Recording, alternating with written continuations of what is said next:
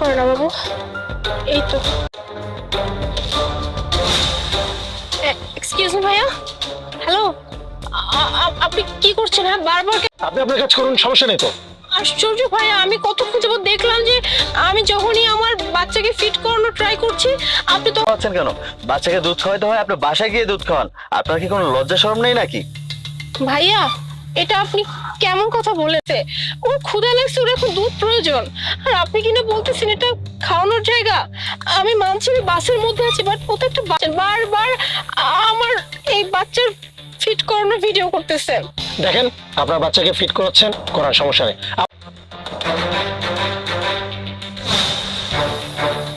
সামনের যে মহিলাটা আছে না, এই ছেলে দুটো মনে হয় এই মহিলাটাকে ডিস্টার্ব করতেছে।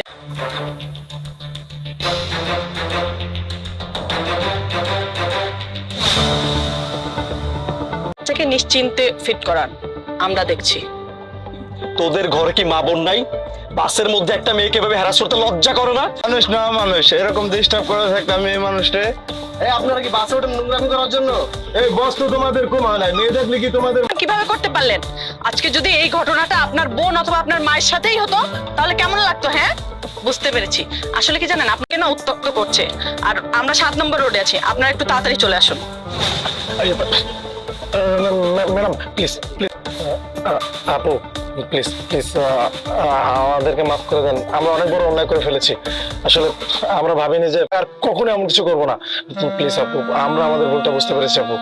আপু, আপনি আমগরে পুলিশে দিবেন না, দয়া করে আমগরে মাফ। কষ্ট করলেন না, একদমই ঠিক করেননি। আপনারা কি ভুলে গিয়েছেন আপনারাও তো কারো না কারো সন্তান, তাই না? আপনারা তো ছোটবেলায় বলুন তো, ও তো একটা ছোট বাচ্চা, শিশু, ও তো জানে না ওর কখন ক্ষুধা লাগবে, ওর তো যখন তখন ক্ষুধা লেগে যায়। আর থাকুক না কেন, রাস্তায় থাকুক, বাসে থাকুক, যেখানে থাকুক না কেন, তার একটাই চিন্তা থাকবে, তার বাচ্চাকে শান্ত করা। তার বাচ্চার ক্ষুধা নিয়ে কি করবো বলেন ভাইয়া? আমার বাচ্চাটা তো আর জানে না যে ও কোথায় আছে। আমার বাচ্চাটা তো ক্ষুধা লেগেছে, তাই তো এত ছটফট করতেছিল, কান্নাকাটি জঘন্য ভাবে নিয়েছেন। বিশ্বাস করেন ভাইয়া, কিছুটা সময়ের জন্য না আমার নিজের কাছে নিজের খুব খারাপ লাগছে যে আমি কোন সময়, তাহলে আমাদেরকে প্রোটেক্ট কে করবে বলেন? আজকে তো আপনাদের উচিত ছিল যে এই আপুটা তার বাচ্চাকে ফিট করাচ্ছে, আমরা তাকে ভিউ হবে, অনেক ভিউ হবে, তাই না? বাট একটাবার এই কথা দুজন চিন্তা করলেন না যে এই আপুটার কি হবে, এই আপুটার মান সম্মানের কি হবে, করবেন তাই না?